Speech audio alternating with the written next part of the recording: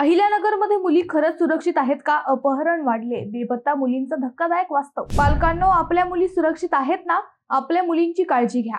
अहिल्यानगर शहरासह ग्रामीण भागात मुली बेपत्ता होण्याचे प्रमाण प्रचंड वाढले. शहरातील सावेडी उपनगर परिसरातून 10 एप्रिल रोजी एकाच दिवशी 2 अल्पवयीन मुलींना फूस लावून पळवून नेल्याचा प्रकार घडलाय. यातील पहिली घटना गणेश चौक सिव्हिल हडको परिसरात घडली. या ठिकाणी नातेवाईकांकडे शिक्षणासाठी राहत असलेली 13 वर्षीय मुलगी ही क्लासला न गेल्याने तिला रागवल्याने ती घराबाहेर गेली. ती घरी परतली नाही, शोधूनही कुठे सापडली नाही.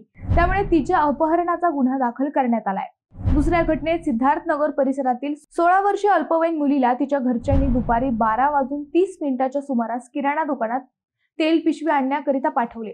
तेथूनच तिला कुणीतरी पळवून नेल्याची घटना घडली. यासह मागील महिनाभरात अशा अनेक अपहरणाच्या घटना घडल्यात. त्यामुळे आपणच आपल्या मुलींची सुरक्षितता सांभाळणं क्रमप्राप्त बनलंय.